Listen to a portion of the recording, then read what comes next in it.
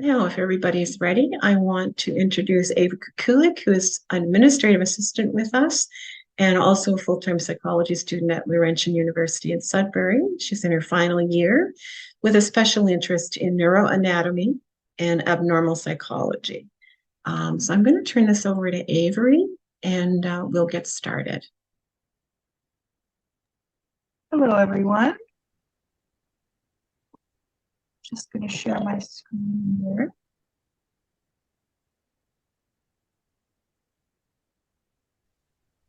So welcome, everyone. Today, I would like to talk to you about something that we all have in common, which is the brain. Now, I think that the brain is one of the most fascinating things, and by the end of this presentation, I hope you'll think so as well. Additionally, some information is important to have a greater understanding of yourself and others. We will be delving into the inner workings of the brain to gain more insight into trauma, why it occurs, and how it affects an individual. Can anyone raise their hand and tell me what the brain is made of?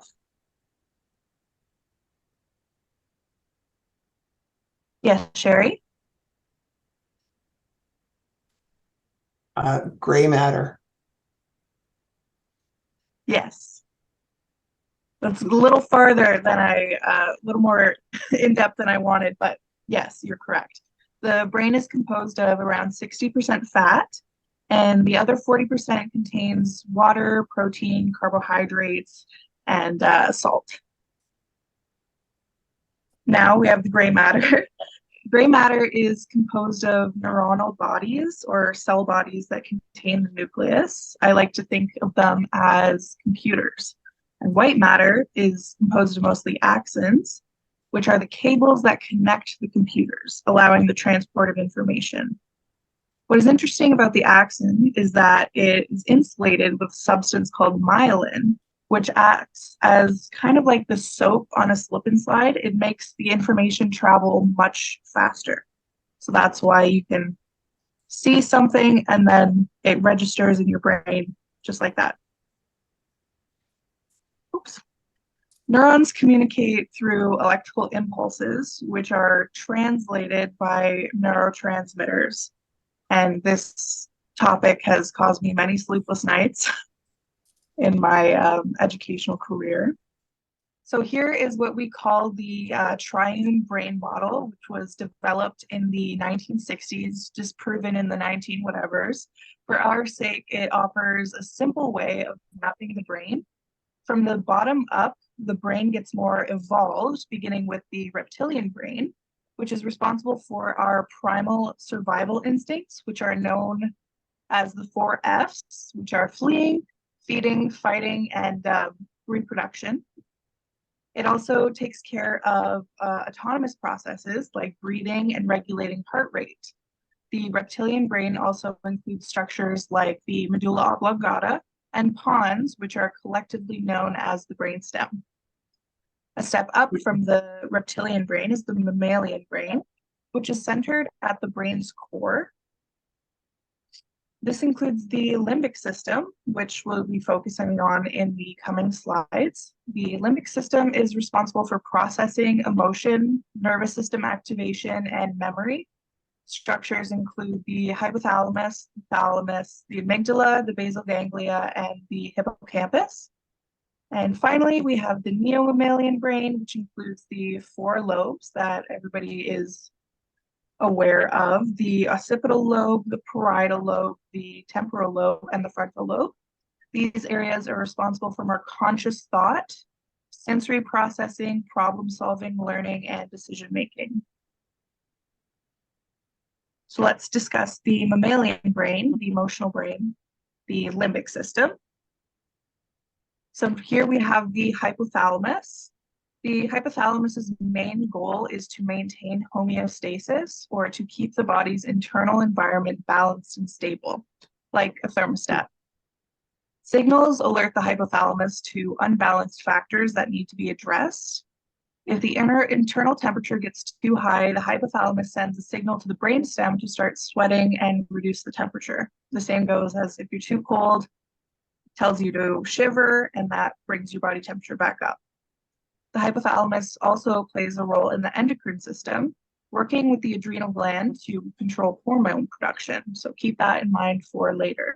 And the hippocampus plays a role in processing and retrieving memories, as well as spatial relationships. So you know how the route you take to work or the grocery store comes as second nature?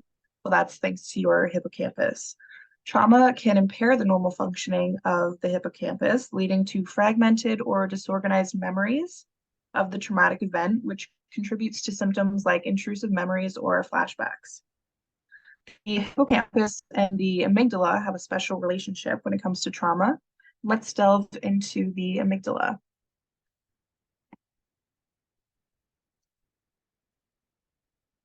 Did you know that the correct term for the amygdala is actually amygdalae because you have two of them? They're a paired structure and you have one on either side of your brain.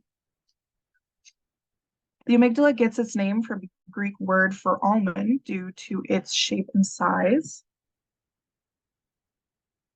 I like to think of the amygdala as the emergency dispatcher of the brain. Sensory information is sent to the amygdala to determine if it's a threat or not.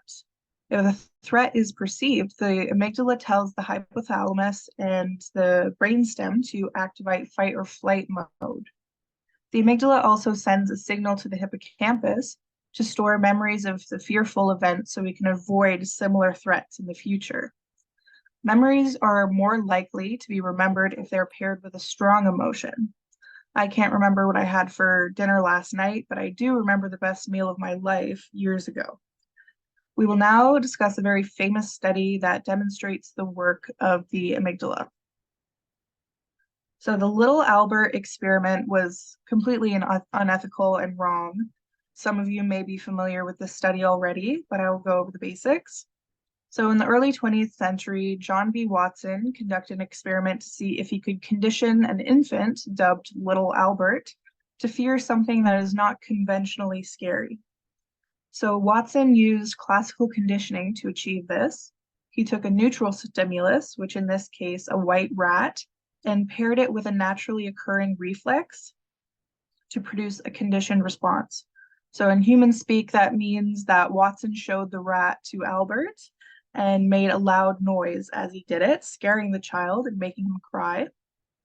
After repeated pairing of the stimuli, Albert was conditioned to show a fear response and cry just by seeing the rat alone.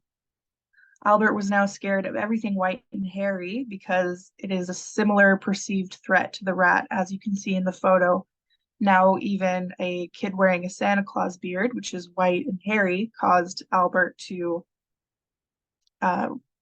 relay a trauma response.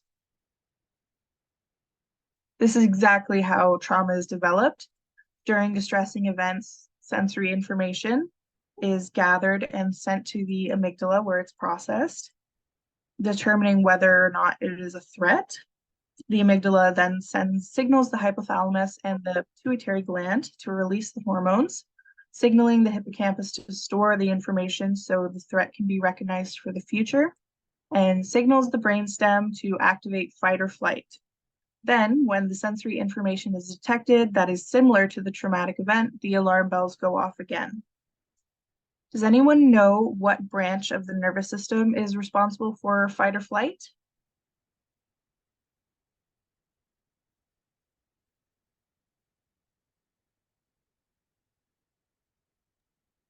The sympathetic nervous system. The sympathetic nervous system is responsible for the fight or flight survival response. So when confronted with a perceived threat, the sympathetic nervous system triggers the release of norepinephrine from the adrenal glands, which are just above the kidney, and directs energy away from non-essential functions and towards functions that are necessary for survival. For example, digestion, saliva production, and urine secretion are all inhibited, and heart rate and blood pressure increase, the muscles contract, and pupils dilate. If the threat is still perceived after the initial surge of norepinephrine subsides, the hypothalamus activates another stress response that triggers the release of cortisol, or the stress hormone, from the adrenal glands, keeping the body on high alert. When the threat passes, cortisol levels fall and the parasympathetic nervous system dampens the stress response. Prolonged activation of the stress response disrupts its normal functioning, impacting future stress regulation. So now that we know the basics of how the body reacts during traumatic events, let's talk about more how trauma manifests.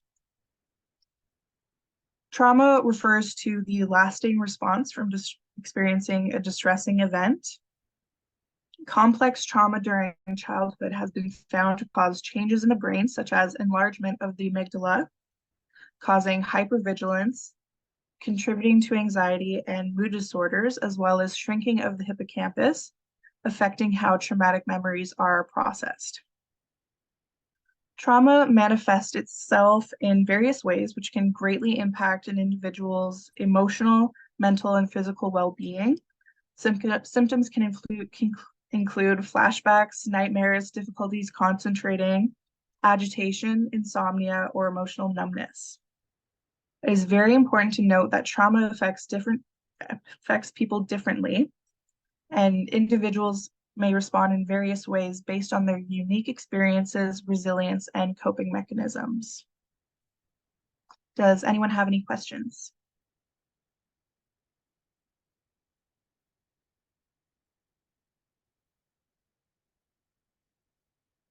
Yeah, Sherry? I'm just wondering, Avery, so if you were in a situation where you have experienced trauma and several years later, that trauma reappears, is it all the same brain process that's causing your reaction? Yes. So your memories of the trauma are, so short-term memory is in your hippocampus, and then it gets transferred into long-term storage. And the amygdala assigns emotion to memories, therefore making them more memorable. So when you have trauma from the past and you have something that reminds you of it, all of that same emotion from the traumatic event will come back into the forefront and cause you to experience the same feelings. Thanks, Avery. Great presentation. Thank you. Amanda? Hi, I'm just wondering, could this be where, like, for example, a panic attack or an anxiety attack could occur without, like, any known reason? Could it be like a trigger from something in the past? Yes, absolutely. So a panic attack is an activation of the sympathetic nervous system. And so when you're experiencing the trauma, you kind of go into a fight or flight or freeze response. And yeah, a panic attack is the trigger from the trauma that you've previously experienced.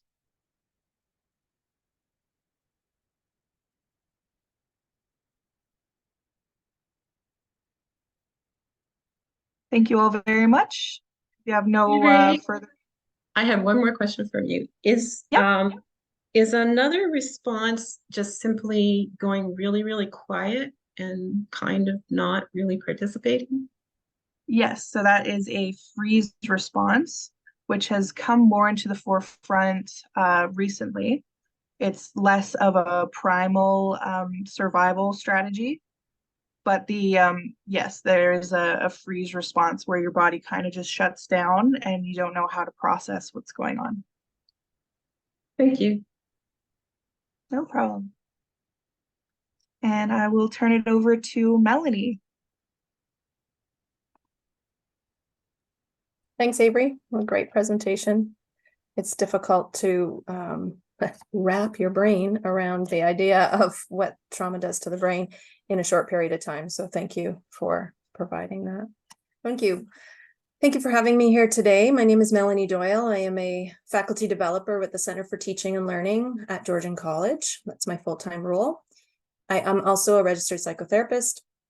I do that part-time. And I don't have long enough to sort of explain that story, but generally speaking, my passion is around supporting people in well-being. And I've been teaching at the college in the dental hygiene program. Actually, that was my first career for the last 22 years. So I have a lot of experience dealing with people, relationships, getting to know them, and understanding that there's, in my mind, there's a lot that people carry with them each and every day.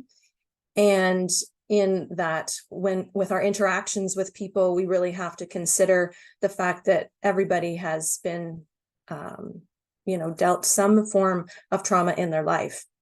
And so this presentation is going to talk about ways to work at your current job, but also in your own life around being a little more trauma informed. We did a land acknowledgement. I believe Stephanie already started with that. I do like to do a personal land acknowledgement as well. A couple of photos of some of my favorite places. And if you're interested ever in creating your own land acknowledgement, I had the help of a colleague of mine who really helped me to start to develop my own land acknowledgement, learning more about the land that I live on, work on, the treaties, and then also calls to action and calls to justice. And the call to justice 7.2, which I have on the slide here, is around the idea that we call upon all governments and health service providers to ensure health and wellness services for Indigenous peoples, and to include healing and to understand this unresolved trauma and intergenerational, multi-generational, and complex trauma, and to not have this be time limited, and to include that in their plans for healthcare. So to start today, I just want to get a gauge for the room here, how everyone's feeling, and this is a Zoom poll. So if we can get the poll up, just how you're feeling today, 5 being best day ever, 1 being the opposite of that.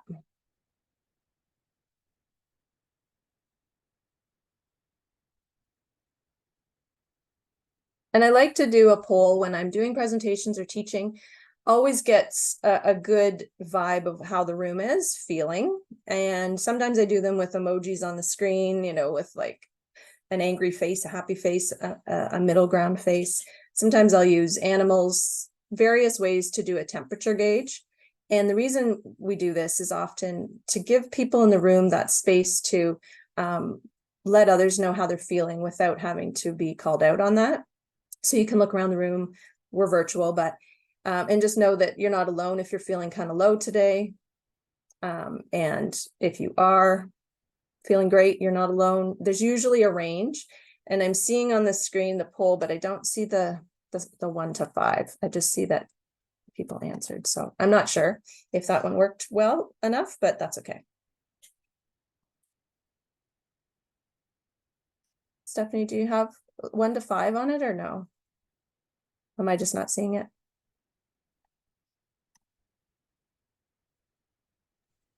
I'm muted, sorry. We asked people just to enter in a number, so that kind of didn't work, but we have, I'm just looking at the details. We have a lot of 3s, quite a lot of 3s. That's probably the most common response. And we have a few 4s and a 2.5. So that's okay. me. So really what this can do in my classrooms or in sessions I run, sometimes it ranges sort of from that 1 all the way up to 5. It just states that not everyone's feeling the exact same way, and to be really mindful of that. Some people have lots of energy today. Some people may have experienced something this morning or yesterday that they're carrying with them, and their energy level's lower, they're not feeling great. And so it just gives us a gauge, if you're running something in person, it allows you to know like when to take a break. Maybe you're going to take more breaks if the energy level is lower. So that's one example of a trauma-informed approach in presentations or facilitation. So this is a QR code and it's a Padlet. So what you do is you get your phone and you hold it up to the screen with your camera. If you're used to QR codes, if you're not, that's what you do. And then you touch the screen when it kind of comes into image, and it should bring you to something called Padlet. And I'm just going to show you what that looks like. So I have to go out of my presentation for just a minute to show you.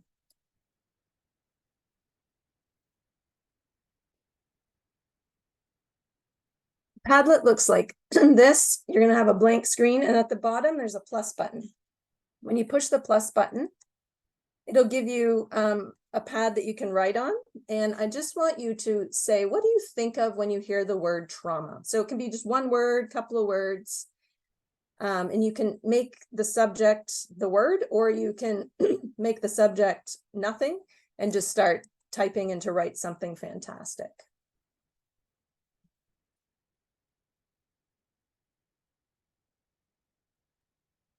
Can you put up the QR code again? My phone wasn't capturing it. Yep. All right, just have to go back to my presentation, which is hiding behind my other screen. Just 1 second. So I'll leave that up for just a minute, give you a minute or two to start typing into the Padlet and see what other people are writing.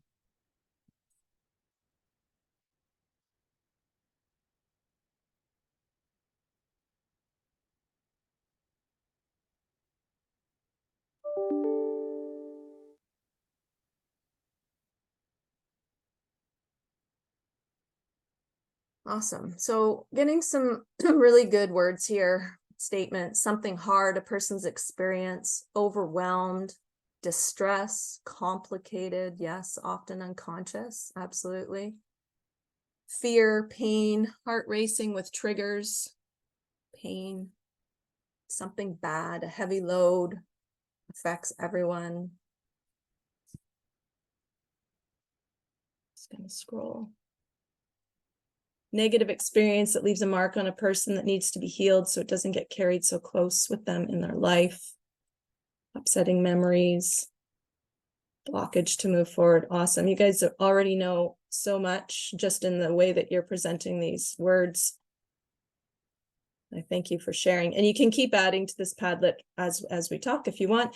And it's nice to look at and see what your coworkers or colleagues are typing. You can also like one, which is just this little heart, which means you think that too, you agree with that. Again, just an interactive way to get people involved today. I'm going to go back to my PowerPoint.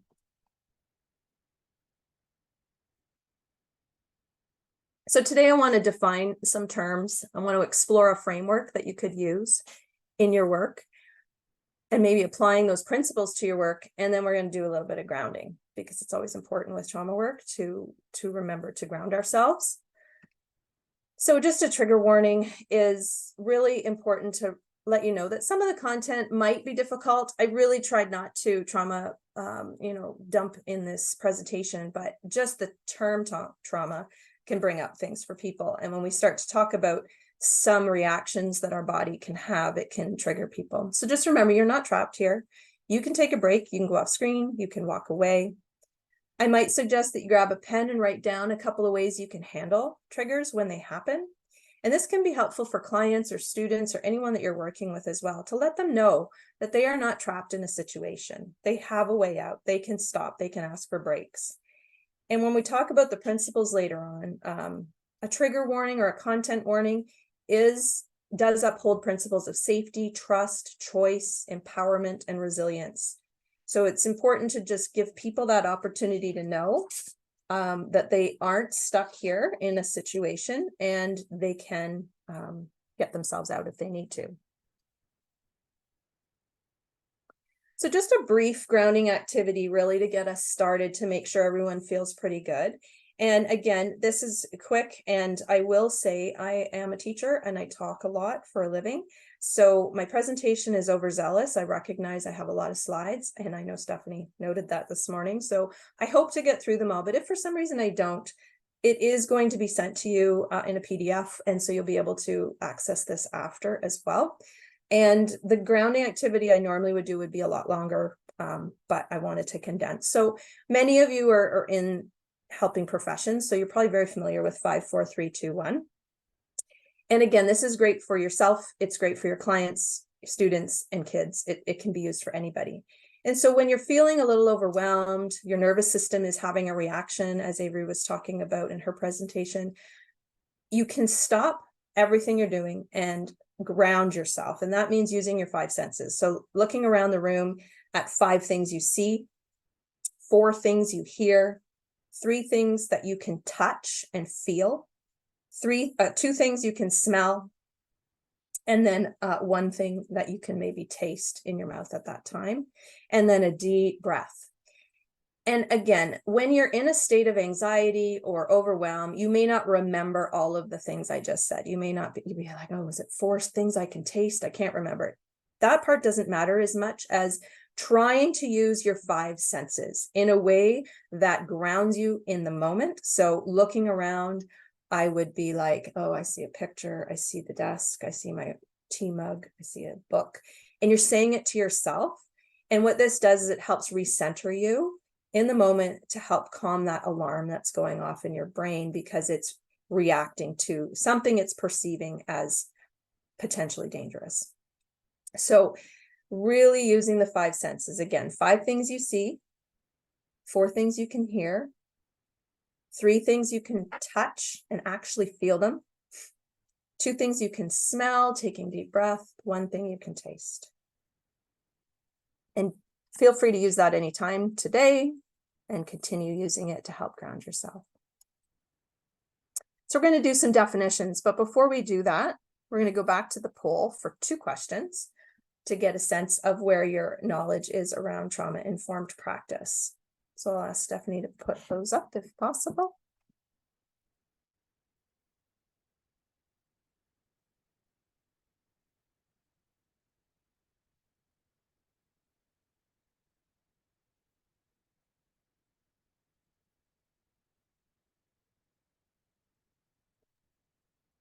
So they're the Which slide are we on? so it'll be the statistics one. So how many people in Canada and how many Indigenous women, I think those are the 2 polls. We're on slide, I've lost track of my numbers, but I moved. How many Canadian adults have reported trauma? Yeah. Come on. There you So go. how many Canadian adults have reported some form of trauma exposure in their lifetime? What do you think?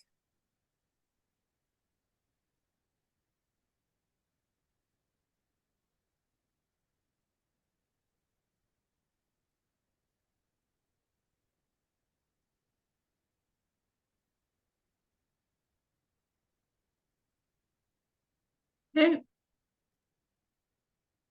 So we'll end the poll now. Yeah, thank you.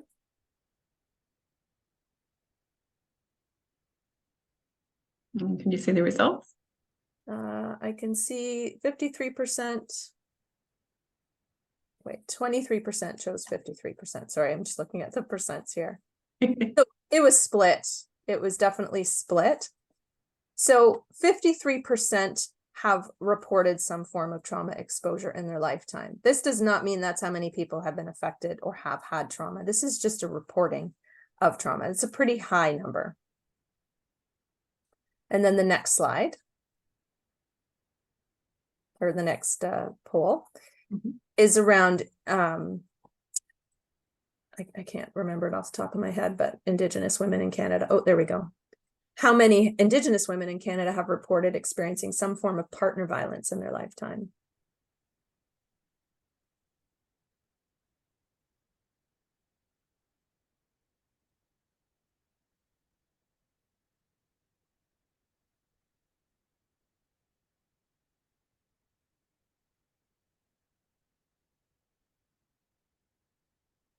I'm going to end the poll. Thank you. So again, everyone's kind of put something, they're not sure. We're not sure, right? We know it's probably a high number. It's 60%. So it's again, how many have reported? So 60% of Indigenous women in Canada have reported some form of partner violence in their lifetime. So just knowing these 2 stats, and I have to apologize, I believe I was incorrect on that last stat. It is actually 76% percent of people have experienced trauma or report experiencing trauma. So with those 2 stats that we know just off the top of our head right now, it is very likely that you will be working with, you will be alongside, or you are one of these people. And so it's important that we understand a little bit more about trauma. So trauma is a response to an event or a series of events or a set of circumstances. It is not the event itself. Okay, so that's important to know. We use the word trauma a lot. We use, we're so traumatized, and we use it, but often incorrectly, but it is the response. And I really like the way Gabor Mate describes it. Trauma is not what happens to you, but what happens inside of you because of what happens to you. So it's this idea that something can happen to you. You could be in an accident, you could experience a loss, and that event is in the past, but your body is still experiencing it over and over again, depending on various things, how many supports you had at the time, where you're at in your life with processing that trauma. And so again, it is the experience of what your body is going through. It's not the actual event. There's many different types of trauma and many terms that are used to describe trauma. Acute trauma is short-term, usually an unexpected event like a natural disaster or an accident, an automobile accident. People can develop longer-term symptoms from that, but there is often, with acute, there can be a short-term PTSD that occurs. Individual or complex trauma is more sustained trauma over time, so ongoing abuse, for example. Collective identity trauma or continuous traumatic stress is an example, would be cultural oppression, racism, for example, sexism. Generational trauma extends from one generation to the next. It begins when a group experiences a traumatic event, and then that causes that generation economic, cultural, and family distress. People belonging to that group then develop physical or psychological symptoms. Historical trauma, unresolved historical trauma, is that cumulative effect of the wounds that occur. And of course, most of us think of residential schools when we think of generational trauma here in Canada. More terms that you may have heard, vicarious trauma. So this is something that many of you in your roles could be susceptible to. So it's also known as secondary trauma. Those terms can get used interchangeably, but the idea is that you're bearing witness to others' trauma. And so cognitive changes can happen. Your sense of self, your own worldview, because of the stories people are telling you, the things that you're hearing, they transfer to us in a way that we also become traumatized. And so we then have images, we have those details, and then we are getting that secondhand trauma, if you will. Compassion fatigue is a little different. It's an emotional residue of that exposure. And so you end up in a caring profession often, you are at risk of compassion fatigue and this idea of losing empathy for people, becoming maybe a little more cynical. You've heard so much, you've seen so much, and you just like, you start to lose hope, and you're tired. You're really tired. And often it's because you can't help people the way you want to help them. And it's frustrating. The way that most of our government processes work, we're very limited in our resources. And so compassion fatigue is a high risk for any helping profession. Now, anyone can experience stress. When we hear about a loved one or someone else's trauma, definitely it can be stressful for us, right? But it doesn't mean we're always going to experience vicarious trauma or develop compassion fatigue, for sure. But it depends, okay? So there's a lot that a person can take and listen to and hear, but there is a tipping point, and it can lead to other mental health difficulties like depression and anxiety. And then there's burnout, which is usually associated with workplace stress, and you just lose interest in the things you used to enjoy doing, and now they are tedious and you have zero motivation. So again, all of these terms relate to trauma in different ways for people. Direct and indirect trauma. So what we've been talking about here is the idea that indirect trauma is when you're listening to those stories. It increases your risk of burnout, increases your own risk of being re-traumatized of something that maybe you've been through. Direct trauma is when it actually happens to you, and that has a much higher risk of PTSD, depression, substance use, and in cases of schooling, poor grades, or leaving, not being able to do work or school. When we think about trauma also, there's the term re-traumatization. And so these are reactions, those stress reactions that happen or develop after multiple exposures to an event, a triggering event, a reactivation, and the person's going to end up feeling numb, have negative thoughts, be fearful, and maybe violated. And so in the work we do, we really want to avoid re-traumatization. That's really the goal, is to avoid that in our work and in our personal life. When we talk about trauma, there's kind of this big T trauma and little t trauma. You may have heard that. The big T's are what we know trauma to be, a very large car accident, or just a car accident for someone is a big T trauma. Losing a loved one in a very unexpected way, or a long illness, war, extreme violence, terrorism. These are big T traumas. Little T traumas happen to people every day, all the time. They're almost those smaller cuts, right? That just end up become that larger trauma over time. Neglect or emotional abuse over a child's life. That's traumatic. It may not be one thing that happened, but it may be over, 5-10 years of being told they're not good enough, being punished for things they didn't do. Microaggressions, harassment, bullying. These are all things that are those little T traumas, but they can have the exact same effect as a big T trauma. So it's important that we don't trauma compare, right? So someone is feeling affected by the fact that they have lost their cat, let's say, and someone else has lost their child. The trauma is the trauma, and the effect is the effect. And we should not be comparing, well, I shouldn't feel this way about losing my cat because that person lost their child. No, you're still going to feel, your nervous system is still going to react in the same way, depending on, of course, how much support you have, what other traumas in your life you've endured, and what your current relationship is with your own, personal work around trauma work. It's important too that I tell you that we will experience, the statistics say we will experience about 7 to 8 traumatic things in our lifetime, like truly traumatic experiences. People in first responder roles, police, fire, paramedic, for example, will experience 800 to 1,000. So just to put that into sort of our minds, when you're dealing with people who are first responders, the amount of trauma that they are exposed to versus an average person in a regular role. Re-traumatization can happen through systems, and it can happen in relationships. In our systems, of course, it's people just not being seen as a person. They're being seen as their label, right?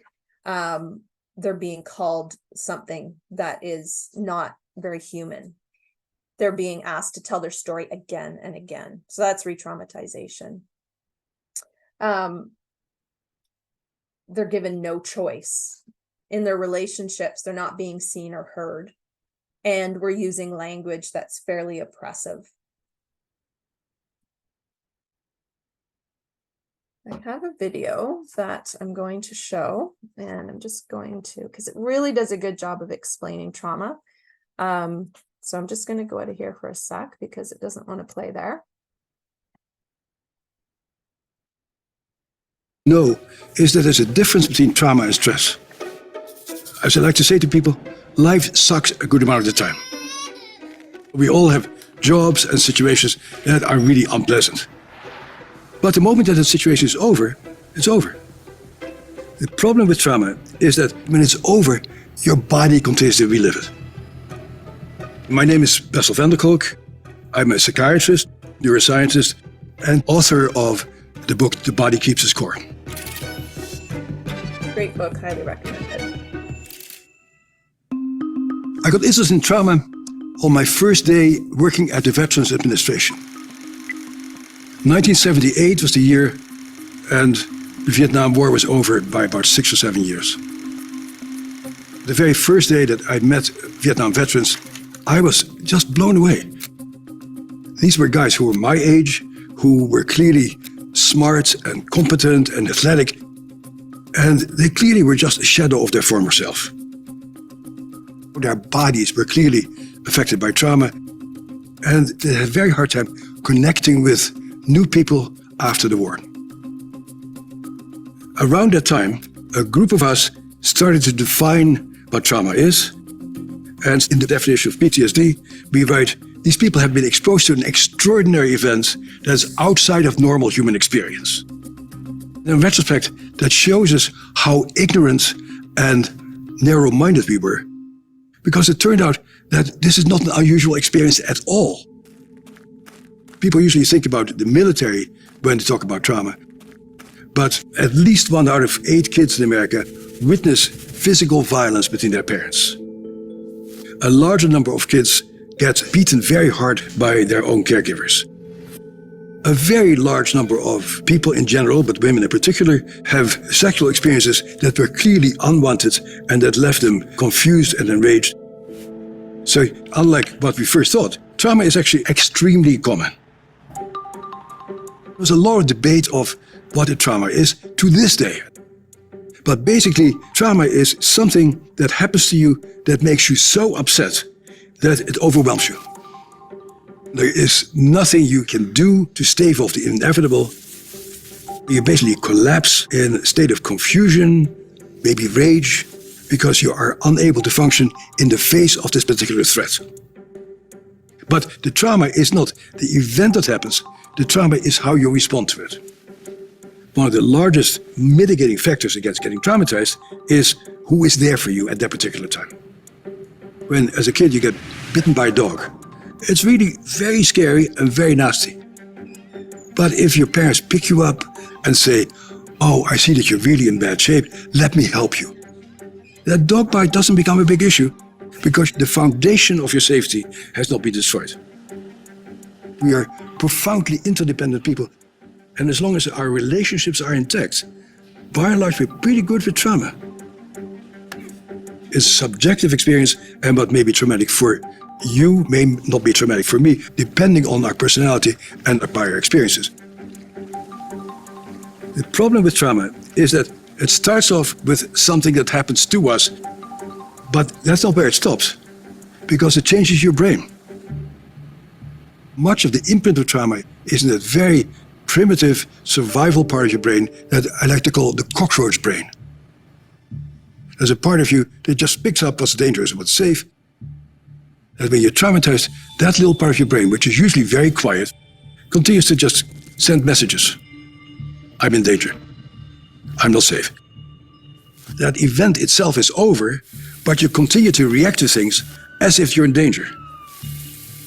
We're talking about survival. We're talking about staying alive. And so some people go into fight-flight, or on a more primitive level, people's brain shuts down and they collapse.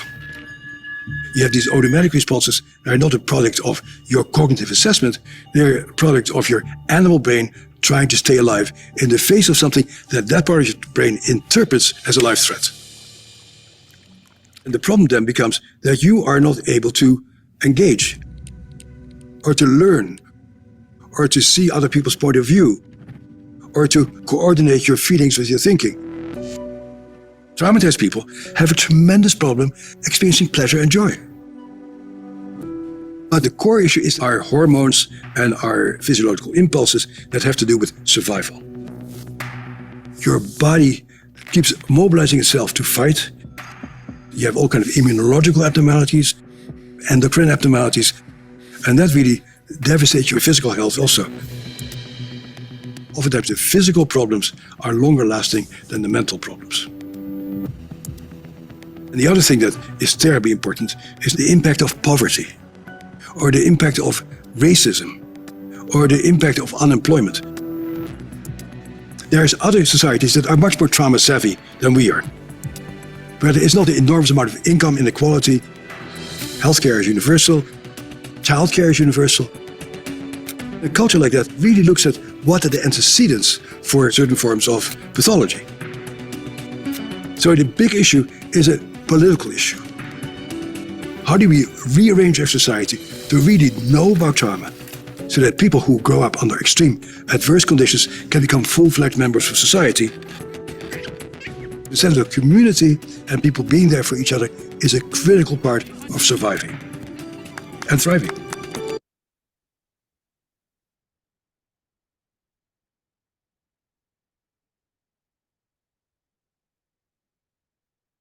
So yeah, that book, if you haven't read it, Body Keeps the Score, it's a good book. There's some pretty scientific stuff in there, so it can be a heavy read at times, but he does a great job of explaining what's happening to you in your body.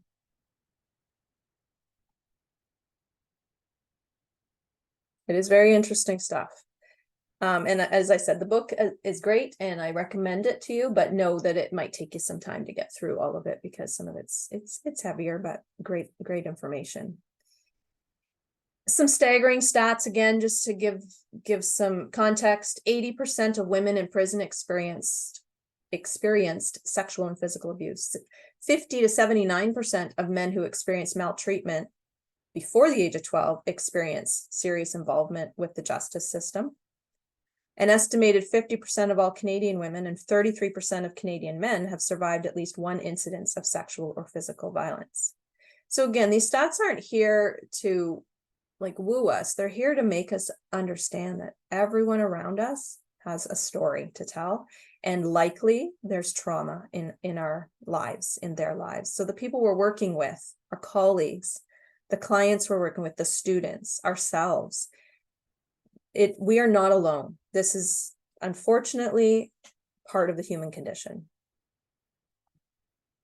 So the next couple of slides really just catapult off of Avery's great presentation, just to say that the trauma does change the brain.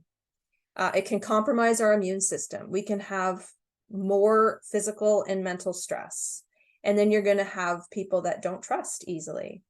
In the case of a lot of the work I do around psychotherapy, I work with first responders, and there is a very big lack of trust. And when we think about 800 to 1,000 trauma events in their life, I can see why they would have very little trust. Attachment difficulties, hyperarousal or hypervigilance, and rigid or chaotic behavior. So some of the things we're going to see in people isn't because they're just trying to be a jerk, right? It isn't because they're trying to make our life harder. There's often a reason for it. How do the effects of trauma show up? Well, excessive crying for some people, very irritable is very common, or anger. Anger is a big one. That emotion is a lot easier for people to deal with than sadness, vulnerability. Nightmares or trouble sleeping, using alcohol or drugs as a way to cope because they don't want to feel that emotion. So numbing in different ways. So alcohol and drugs is one way to numb, but there's many different ways people numb. They shop, they gamble, they have sex. There's a lot of things people can do that are maladaptive ways of coping. Perfectionism can be something that shows up for people who've experienced trauma, really trying to control, right, what they can control because they couldn't before. Racing heart rate, excessive sweating. And so we know the effects of trauma engages our fight, our flight, our freeze. There is another one called fawn, which is not as well talked about and is newer, but this idea that it's this appease and please. So people who they don't fight, they can't run, and they can't freeze, they often will do whatever they can do to make the threat, to neutralize the threat. So people pleasing, for example, can be an adaptive way to deal with a trauma. Trauma exacerbates feelings of risk, which then comes with new tasks. So if we're asking someone to do something that they haven't done before, that could engage their fight, flight, freeze response. With someone who's had trauma, their self-regulation is more limited. So their time management, their focus, their ability to plan or study. And so sometimes we might get frustrated, like, why can't someone just get this done? Well, it could be because they're dealing with effects of trauma. And there's a couple of links in here that you'll get when you get the presentation. I won't play this video, but it's a great little presentation of the hand model of the brain, and he talks about flipping the lid. And if any of you are in mental health care, you've probably watched this video already, but it's a good one. So we know from Avery talking about the prefrontal cortex, the amygdala, and the hippocampus, sort of the results of trauma, what can happen. And so just to briefly remind us of that, the prefrontal cortex is responsible for our ability to regulate emotions and critically think, and it goes offline. As soon as there's a threat perceived, it goes offline. So executive functioning is out the window. When the alarm bell is sounded and the emotions now are fight, flight, freeze, or fawn, they're activated when danger is perceived. So this is increased in a person that's had trauma. The hippocampus is the part of the brain that is responsible for learning, and so in memory. And the hippocampus actually is smaller in people who have experienced trauma. And so over time, the hormone cortisol actually gets released. It's a stress hormone, and it causes cell death in the hippocampus. And this is why it becomes smaller in those who have experienced trauma. Because if you're experienced trauma in your life or constantly experience trauma, your cortisol levels are much higher. And again, cortisol causes that cell death. The same hormones that shrink the hippocampus increase the amygdala, creating a feedback loop that tells them that there is threat. And so that those people that are living in that constant state of, I need to fight, I need to freeze, I need to run away, can be exhausting. And this is why we see so many physical effects. So we can misinterpret things, right? We can think that someone is just angry or anxious, and we might misinterpret what they're doing or what they're displaying to us.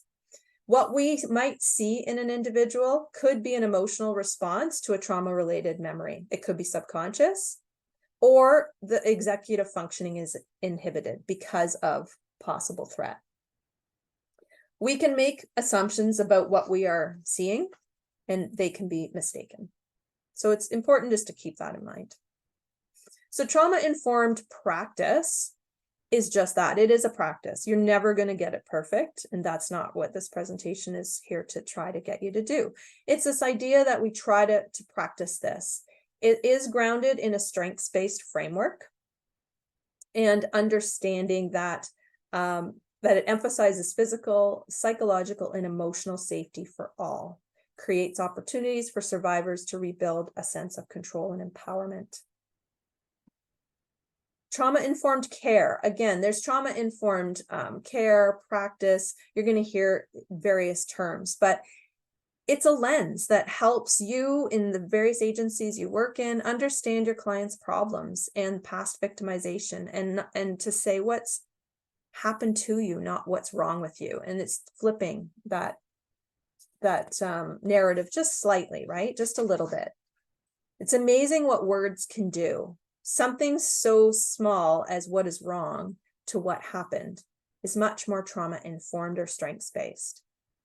Using the word symptoms not using the word symptoms, and instead using trauma response or adapting or coping. And so you can kind of see on this chart a deficit perspective versus a trauma-informed perspective. And we really, again, this is a practice. So are you going to get it right every time? No. We're all human beings, and we're all trying, to be the best version of ourselves each day. But even if you took one thing on the deficit side and changed it, that's a win, right? So considering changing a few of the words that you're using in the work that you do. The framework for trauma-informed practice is an approach developed by the Substance Abuse and Mental Health Services Administration. And it was adapted, and there were 5 principles originally, and then they did add a 6th around culture and historical and gender issues, which is extremely important. There is a great book that I probably put it in the resources, but if I didn't, I can add it as a link around trauma-informed practice in education. But a lot of the stuff that's in there is relevant for any practitioner, not just a teacher. And she took the model from a linear view to this wheel, because it is, you know, there isn't a starting point and an ending point. It's fluid. And so the idea that there is universality to what we do, but it isn't a one size fits all. And so these are the principles that when you're doing the work that you're doing, you can think about, you can come from this approach of that at the center is the culture, the history, and the gender. And then out from there, we want to create safety, be trusting and transparent, offer peer support, be collaborative, give them choice and voice, and empower them. And so this wheel can be a really good visual for us as we approach this work. So along with the shift from the individual to the social, a trauma-informed approach acknowledges the interconnected nature of trauma, and it's rooted in institutional oppression. And we have to also know that we can only affect so much, right? In an institution, as an individual, as a cog, however we see ourselves.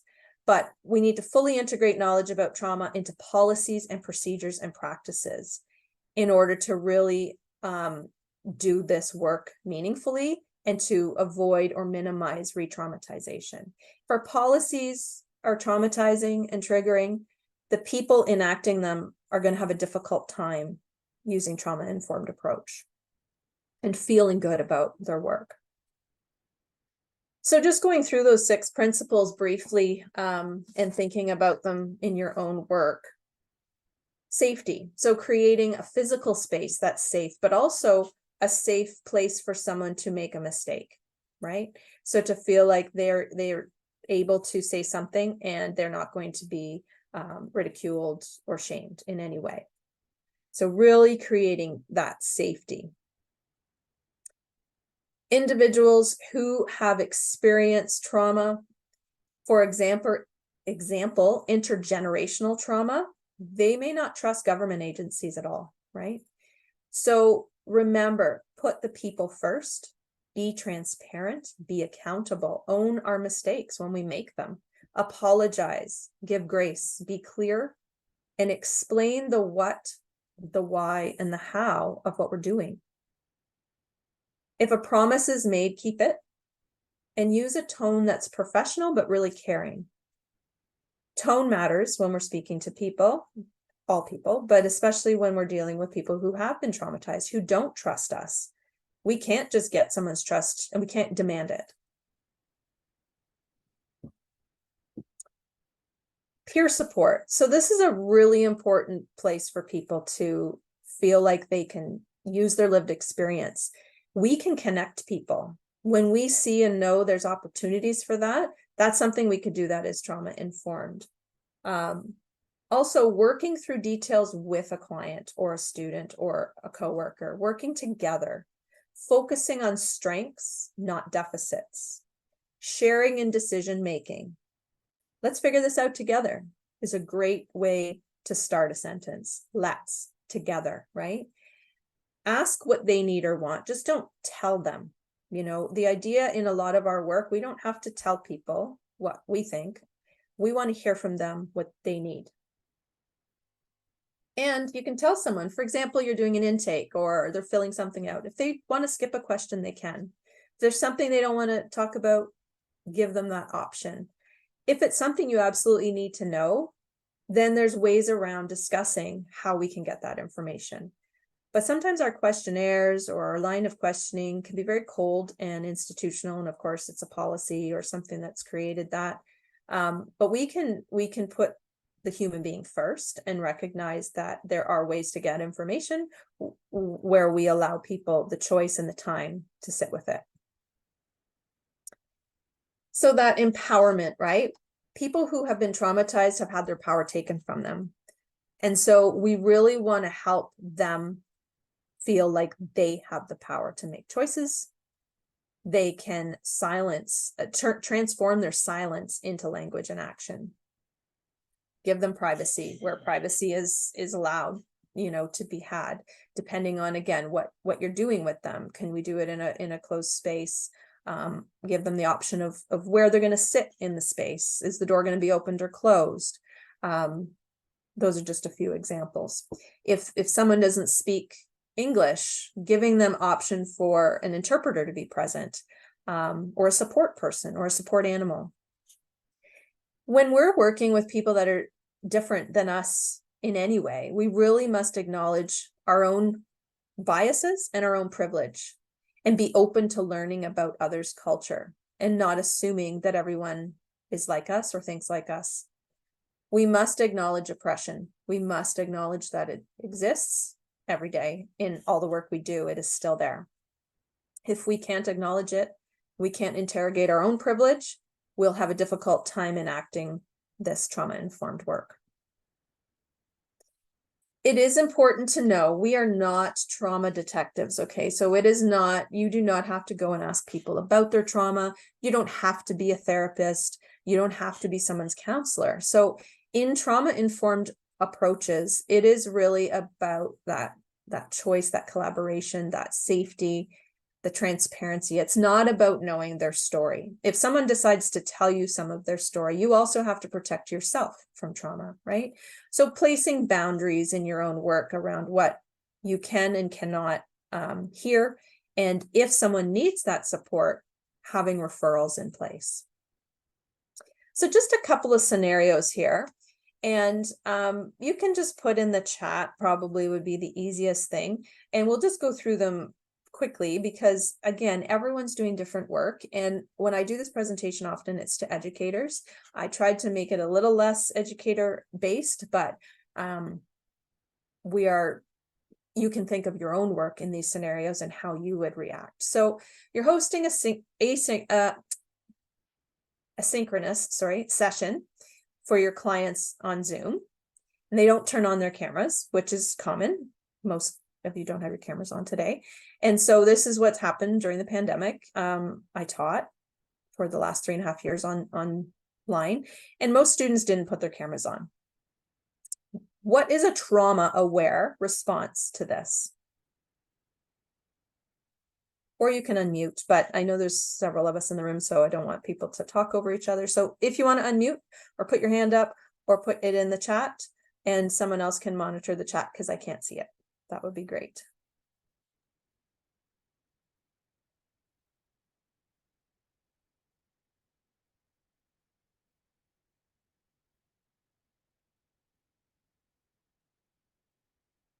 Maybe I can see the chat. Encourage, invite, but not insist. Great. I would do that. Yeah, you could encourage it, invite it, but again, not guilting, right? Not making someone feel guilty. Don't draw attention. Let them do their own thing. Yeah. I think acknowledging it, right? We want to acknowledge it and say, I recognize everyone doesn't have their cameras on today. That is totally okay. But I invite you to turn it on at some times. Let me know you're here. I'm here, doing this presentation and love to see your faces. But if that doesn't work for you today, totally understand it. Give them grace. Yeah, it's okay. And in a lot of cases, I had colleagues that were like, oh, I can't stand this. I might as well just record myself and send it out and not even engage with my students. There are other ways to engage. You guys are doing it right now, right? You're in the chat. We had the Padlet. You guys did that. There are ways to engage without seeing people's faces. Acknowledging you have the option to turn it off, right? No pressure. Turn it on, and then if you want to turn it off, I'm not going to question, oh, where did Avery go? I'm not going to, sorry, I don't mean to call out Avery. I just saw the name Avery, so I used it. So you're allowed to take breaks and acknowledging that we're all human beings allowed to make a choice, right? So it's important to acknowledge it. You can certainly encourage it, but a lot of students, a lot of folks do not want to have cameras on for various reasons.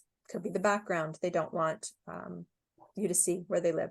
It could be they don't have a camera that's working very well. It could be they just don't want to be seen today for various reasons. So yeah, just really being open and aware that just because they're not on screen doesn't mean they're not listening. And you guys are listening because you are responding to me. So I know you're engaged.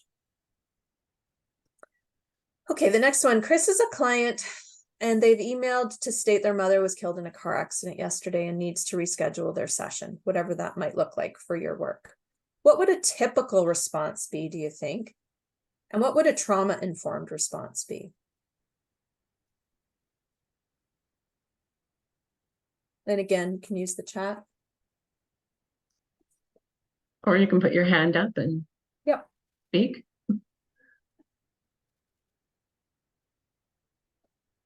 Typical would be to offer sympathy. I think that's what you're saying, Sherry.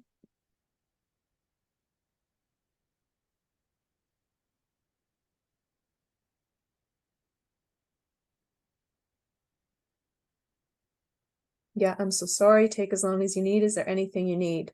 Love that. That little last part. Is there anything you need?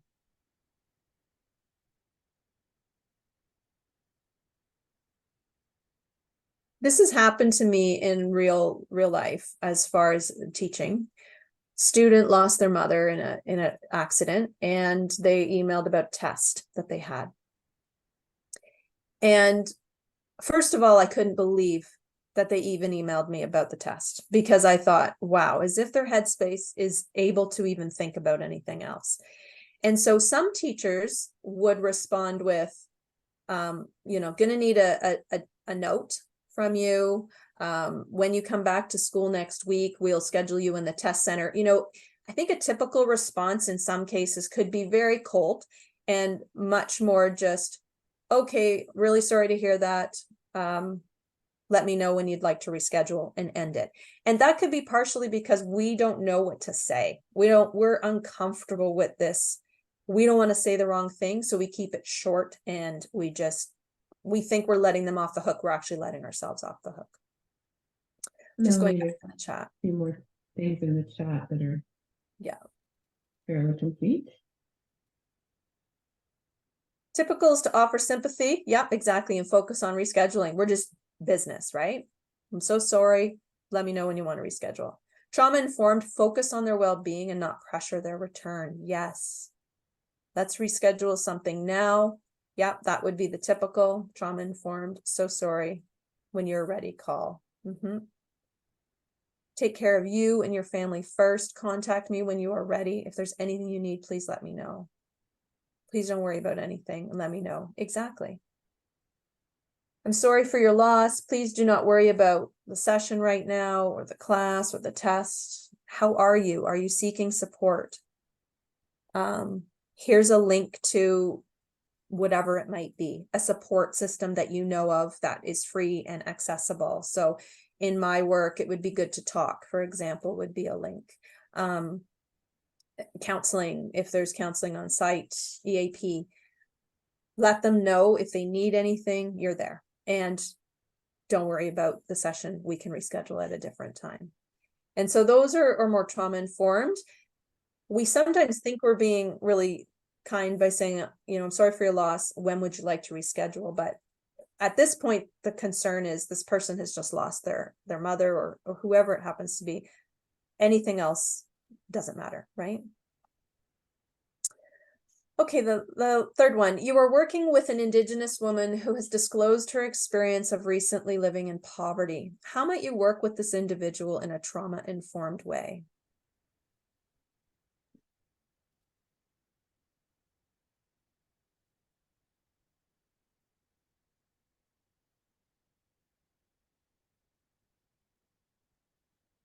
And I'm sorry if anyone has hands up because I can't see that, but please continue to use the chat and I'll monitor that too.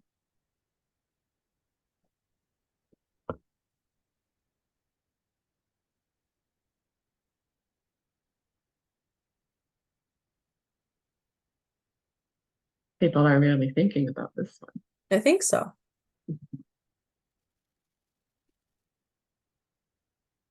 And maybe too, because you are working with this, right? Like this is real for us. These experiences are happening. These are not made up.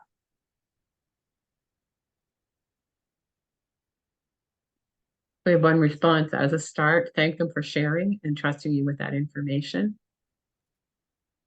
For sympathy and assistance. Good. Yeah. Connect with, offer sympathy and assistance, thank them, connect with how many challenges that would create. And if they are, oh, sorry, it's going fast now. Ask if they are connected with agencies that we know can help. Good. Yeah. So resources, acknowledge that lived experience. Don't make her feel bad. Offer support with technology. Okay. Ask if they are safe and have housing in place. Good. So really that foundation, right? The hierarchy of Maslow, like, are they safe? Do they have a place to live right now? Sometimes people will tell you a very little bit about something that's very large, and we don't know. Again, we're not trauma detectives, right? So we can't possibly know everything. And we don't have to interrogate people either. That is not our role. Simply ask how they are doing and how you can support them. Thank you for sharing. Ask if she would like some help. If yes, offer them connections to support. Good. It's a lot around support here. Yeah, they can express themselves freely and open. How can I help? What resources are important to her? And go from there. And recognizing that it's possible, if she's Indigenous, it is possible that there is intergenerational trauma there. We're not going to assume it, but we can definitely think that it's a possibility. Sometimes a safe way to move forward in the discussion, recognizing that most of us aren't counselors, is ask how the situation has affected their learning. Good. Exactly. I think it's hard sometimes. Some of us on this call, I think, are counselors and some of us aren't. And so it's about your work and your what your goal is for that person. And so if you're feeling like they need counseling, then talk about that, refer them, say, you know, we have some great resources in place for this. But what is your end goal for that person? And so how can you support them in that? Tell them they're important to you. I like that. Check in with them again. Yeah. Follow up. Question: how do you offer support in a safe place without taking on the trauma ourselves, getting too involved? So that is a good question, and it is about your own boundaries. And so depending what your organization is and where you work, knowing what those supports are, it is hard sometimes. We're human beings. People can take up, I call it real estate in my brain. You know, I go to bed at night and they're in there. We can't always shake off the stuff that we're hearing and experiencing. And so self-care is very, very important.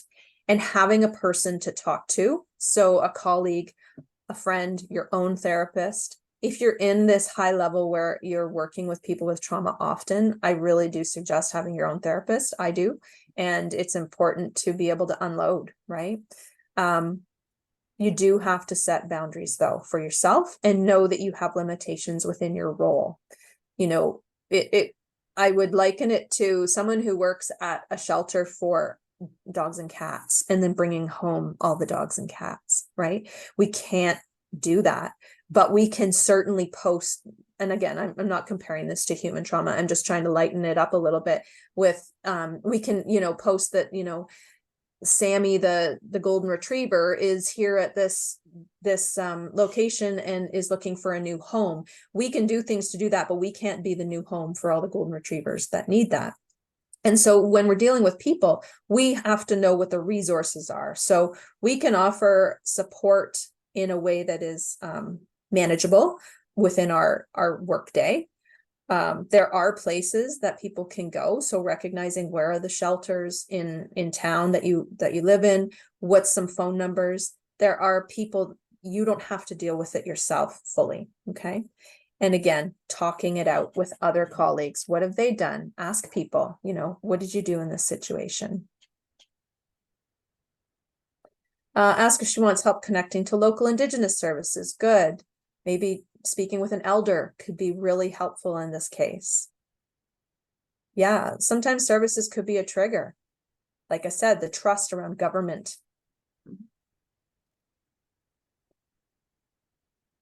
I think that's a good point. Offer connection to local Indigenous services, but those could be a trigger. So offer to the mainstream services as well. Yeah. Yeah. Visiting a local food bank. So options, right? Options, choice, transparency, really important in this work.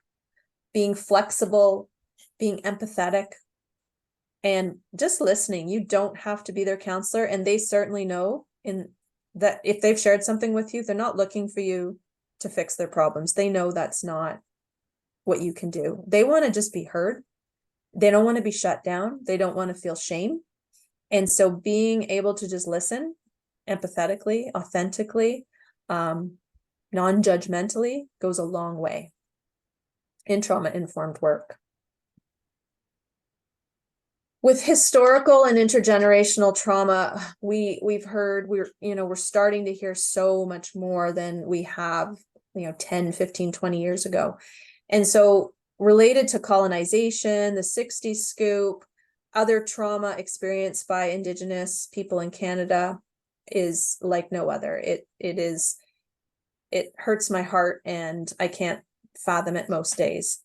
The trauma associated with continuing family separations, the high level of incarceration, the high levels of violence against Aboriginal women or Indigenous women makes it so that trauma-informed, gender-informed, culturally safe practice is critical.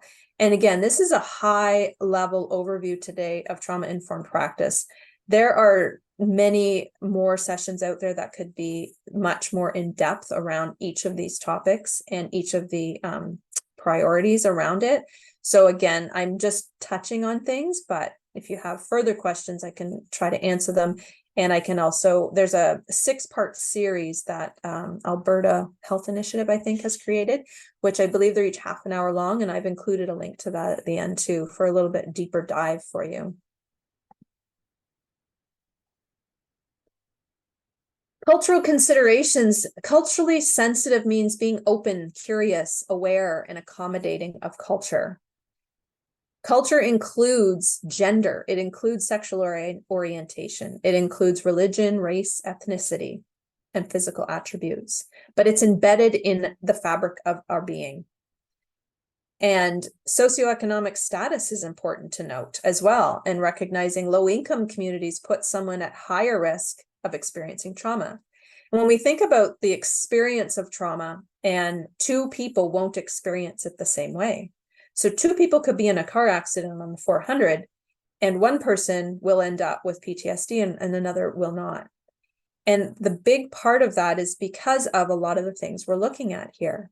What is their socioeconomic status? What's their education? What's their access to healthcare and extended healthcare been? What are their support systems? In the video, we talked about a kid getting bit by a dog when they're little, and their mom picks them up and hugs them and it's okay. And, most kids will be fine. Some kids will develop a huge fear for dogs their whole life from a dog bite. And so our experience is about who was there for us. Was our safety protected? Were we left on our own to deal with that? Were we traumatized again and again? And so 2 people, 1 trauma, totally different reaction. And culture has a big part of that. Adverse childhood events have a big part to do in how we process trauma as we get older. In a study of 1,000 college students, 59% reported at least 1 adverse child event, 38% reported 2 or more. If you don't recognize built-in biases in yourself and in the structures that you work in, you can't be trauma-informed. So you really do have to do work that challenges your own biases. And that would be where I would start. If you're feeling like you're not certain, start with some reading or some courses or some workshops around biases. We all have them. We're human beings. It's natural to have them. Don't be embarrassed about your biases. We really often can't help it because we've conditioned from things that we've learned as being children, or in certain cultures that's just what we have grown up knowing. So we can challenge our biases. Marginalized people, excluded people, minimized people are traumatized because humans are fundamentally relational creatures. To be excluded or dehumanized in an organization, community, or society are part of the results in prolonged and uncontrollable stress. Marginalization is a fundamental trauma. And I love this quote that says, we don't see things as they are, we see things as we are. So we often see things, right, through our own lens, because that's all we know. But we can start to challenge by coming to things like this, reading more, watching videos, talking to people. It's about moving the needle a little bit. We aren't going to change who we are 100%, but it's about challenging what we used to know to be true and trying some different ways. Just time. Okay.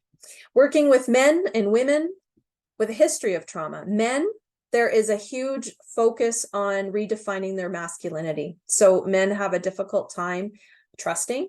And if they feel powerless and they aren't trusting, they have a hard time also expressing emotion. So when we include trauma-informed approaches with men, really attention around redefining their masculinity and what that is for them. For women, it's about normalizing it for them. There are other women experiencing this and no pressure to disclose. Again, we want to make sure that they feel safe and we're not trying to pull a story out of them. They can tell us what they want to tell us. Trust is key in trauma-informed practice with all people. And it can be earned by sharing a little bit. So self-disclosure can be helpful, but again, not too much. So we don't want to trauma dump on a client or a student, and we certainly don't need to share that. But there a little bit of sharing, a little bit of self-disclosure can be really helpful for them to understand, an experience that you may have experienced as well. Be clear and give them options for various services, and don't assume, right? Don't make assumptions that someone's going to understand something you've said or can be able to read what you've given them, and don't put them in a position to, in students, for example, when I give a complex topic and I say, does everybody understand? Well, everyone's going to nod yes, because nobody wants to be that person to be like, I have no idea what she just did or said. And so not putting people in a position to basically have to lie to you about their understanding of something. Go over it a couple of different ways. Get them to tell you back what they understand and what parts are still fuzzy for them. The rainbow community is a diverse group of individuals identifying as lesbian, gay, bisexual, transsexual, transgendered, two-spirited, intersexed, and questioning. And this also extends to transgendered. And we know that they are experiencing so much violence against them as people in being able to be themselves. Often they have to hide who they are. High rates of verbal victimization as well as assaults. And so recognizing that often these people are very untrusting because they have been shown time and time again, it's not okay to be themselves. And so with this increased heightened awareness of them not trusting, we have to be able to work with people in a way that we can hopefully get them to trust us, especially in the work that many of you do. And so if it's not something that you're able to help them with, referrals, right? Resourcing, learning where the resources are in this area for people. What do they need? What are they, is this of importance? Knowing that they have identified somewhere in here to you, what's the importance of that for them, for you to know that, and how can you support them in that? So really important to recognize that when we're working with individuals, they're bringing all sorts of different things to us. Immigrant and refugee as well. It's coming from different countries, coming from places where processes were different, policies were different. Often people coming from various countries, they come from a place of a more collective view. We here in Canada have a much more individualist view. So we focus more on us, me, I. They focus more on we and family. And so understanding that they come from that approach can be really powerful in trauma-informed work. Also, not forcing disclosure. Again, many of the refugees that come are not able to tell their stories. And you have to be careful, because once someone maybe starts to tell a story, it could be very triggering for you or for them. And where will they go with that? So we want to have those supports in place, if and when this happens, that they can then talk to somebody. One thing that's really been helpful for a lot of immigrant or refugees is to offer complementary services. So exercise, yoga, those types of things, mindfulness can be really powerful. And there's been a lot of positive impact in supporting refugees and immigrants from various, especially war-torn countries. We want to create a climate of hope for the person, rebuild their sense of control. The biggest thing that I know, my uncle had sponsored a family from Ukraine, and they came here for Christmas. And the biggest thing that they talked about was their sense of control. They lost everything. They had to leave. They had to flee. They had to leave everything behind, and it was out of their control. Coming here, they were grateful, but I just imagine myself having to leave my home, leave my family. They all their family went in 5, 6 different directions. They live in different countries, and that's the reality for them. And so that loss of control, that loss of family, that loss of connection, we have to remember it's different than anything we may have ever experienced. When you're talking with individuals, some motivational interview techniques you might be familiar with, OARS, or is the acronym, open-ended questioning. Closed-ended can be necessary. Sometimes you just want yes or no, and sometimes open-ended can be too overwhelming for a client. So you could offer multiple choice answers in some cases on a form, for example. Acknowledging effort and strength in a person, really recognize their success, because people are their worst critic and they're going to be down on themselves. Wouldn't it be nice if we could be a supporter and recognize strengths in them? Reflect. If we reflect back what a client or a student or an individual is telling us, they feel heard, they feel valued. So truly taking time to be reflective in a conversation. And then summaries can really clarify what someone has said, link ideas together, and focus and contain the conversation. So these are some techniques you can use in trauma-informed interviewing. And in your own day-to-day life, really incorporating compassion, empathy, flexibility.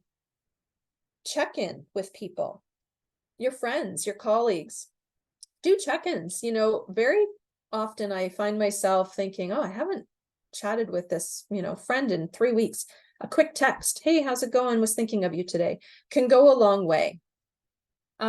Slow down and just really think about your own self-care. And self-care isn't just the things that we think of when they come to mind of, going on a vacation. That's great self-care, but we don't all have access to that.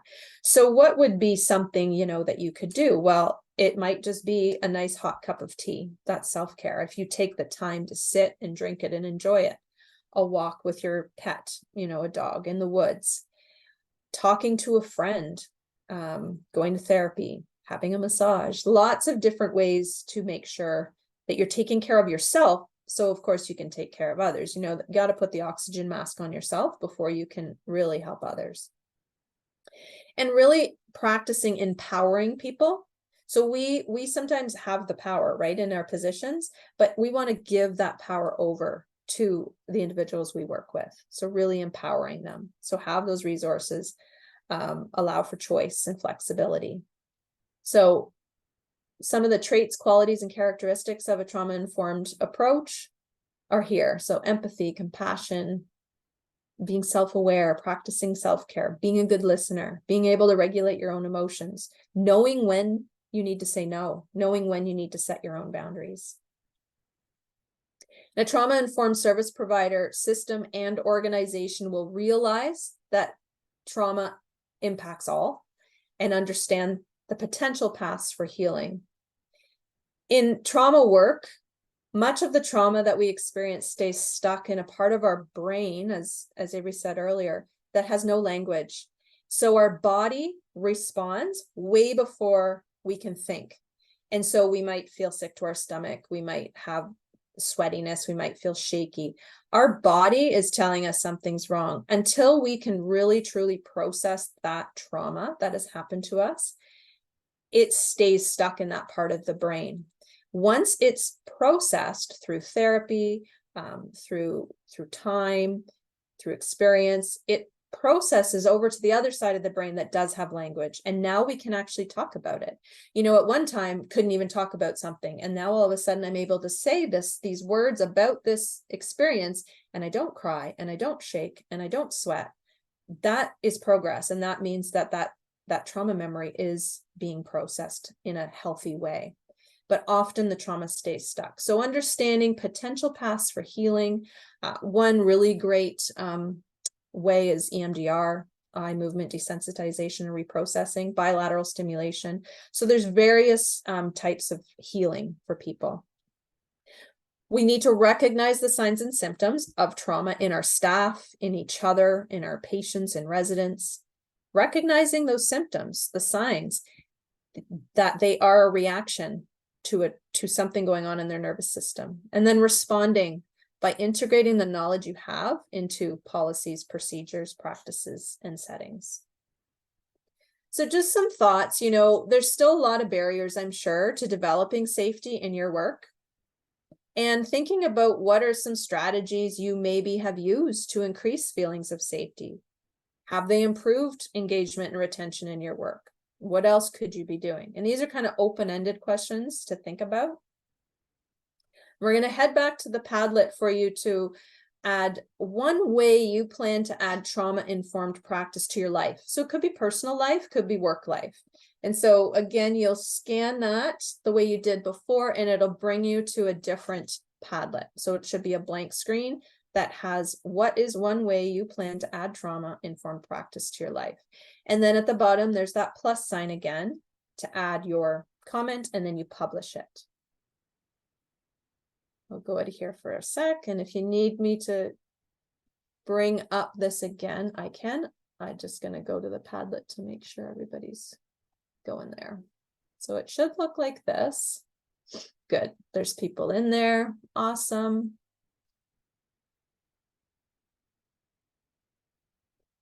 Going to look back to my presentation in case anyone needs that again.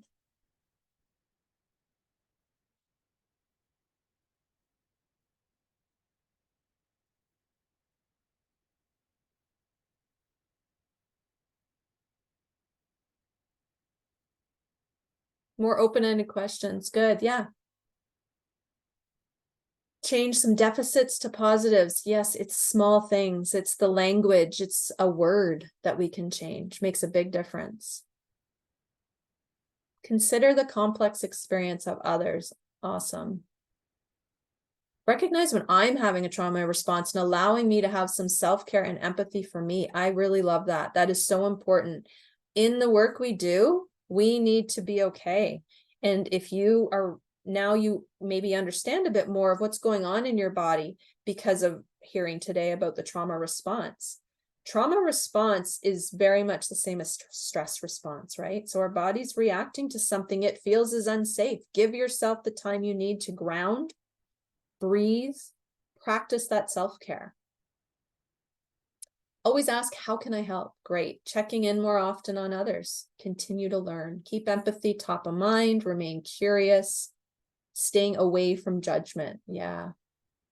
Be aware of my own trauma responses. Listen, acknowledge, and offer supports. Follow up as needed. Thank you so much. These are great. You can keep adding to the Padlet. I'll check back on it. I just know our time is getting on, so I want to continue. I'm almost done. Trauma-aware checklist. Understand everyone is impacted by trauma. Our goal is to inform policies to minimize re-traumatization and maximize safety and possibilities for learning and growth. We want to shift the focus from what's happened to you to looking at trauma as an injury or a disability. You know, if you had a broken leg, what are you going to do to fix the broken leg? You're going to have a cast. Maybe you had surgery. You're going to do physio, and potentially you're going to end up with arthritis later on that you have to care for. Trauma is no different than that. We need to cast it. We need to take time.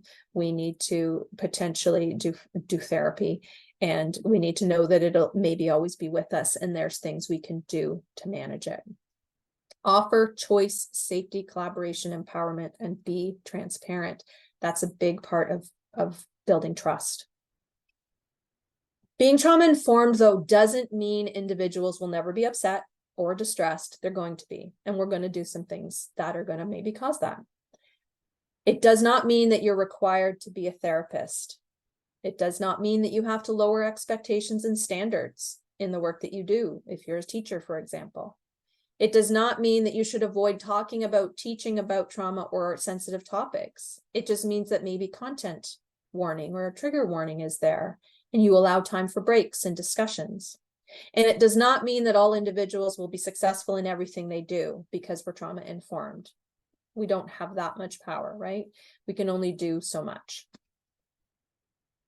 And so just the last poll is, how are you feeling about trauma-informed practice? And we'll see if the poll is working. I think it was the last one I gave you, Stephanie.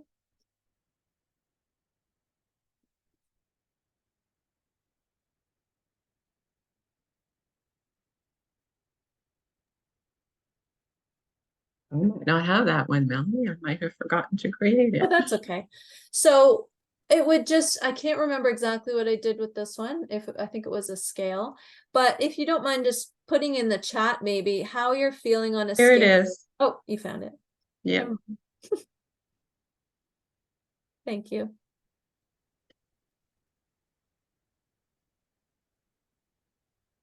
Okay, for some reason I can't launch it. Okay, that's okay.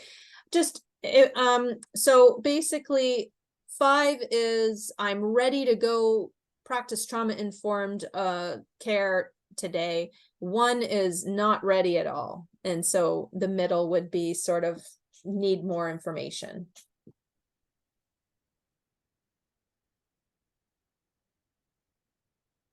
Thank you. So lots of high numbers, middle of the road. Little high, good. 4s and 5s and 3s.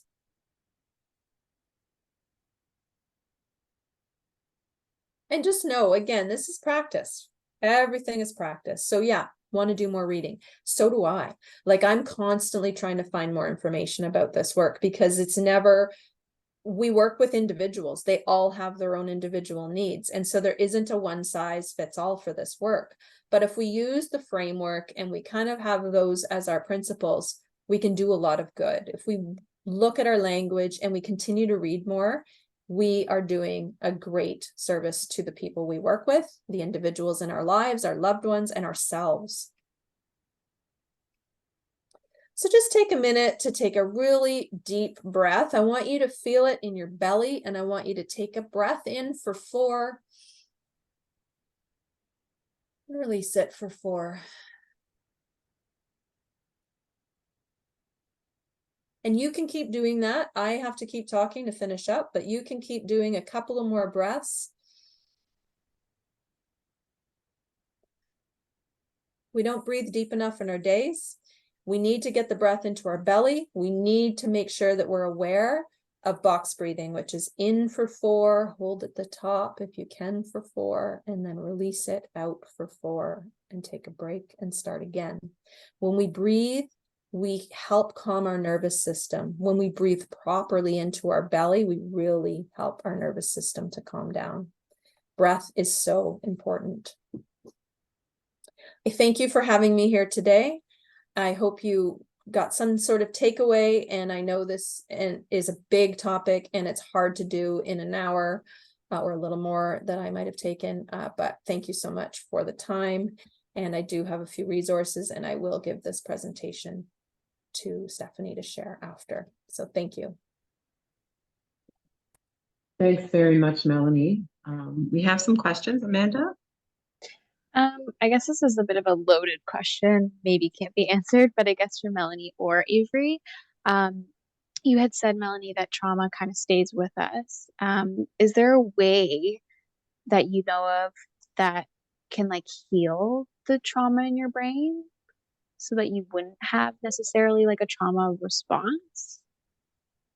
I can speak to that, and Avery can too if she wants, but I know that in when you're seeking care or treatment with a therapist, it's important to see someone who is trauma informed, but even more so trauma trained, a trauma trained therapist.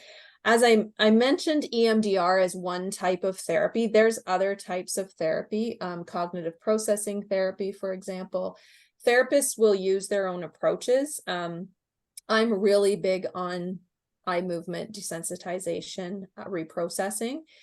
The idea of bilateral stimulation with the eyes or tapping the butterfly, tapping your legs, there's more to it than that. But just simply put, the bilateral stimulation helps to process that memory from one side of the brain to the other. You're reliving it, and while you're reliving it, you're safe. So it's creating safety first. We have to create safety before we can just start talking about a memory. And then over time, talking about that memory, knowing you're safe, having developed a safe space and place in your mind that you can go. Often as a therapist, we create a containment imagery for a client. You put your stuff in a box, you keep it there. It's safe there. But then when you're with me, we're going to take it out. We're going to work with it.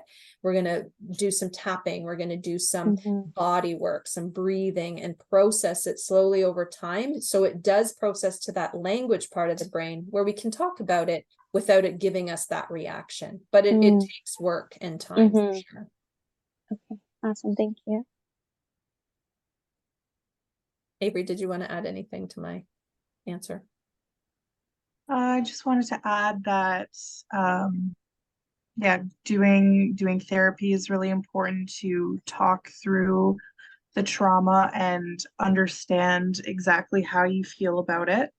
And definitely working with a therapist, they can provide you with really effective coping strategies that if you do feel overwhelmed, you can practice to kind of ground you, bring you back to the present. There are also like medication you can take to help with most of the disturbances associated with trauma, like the anxiety, depression, and sleep.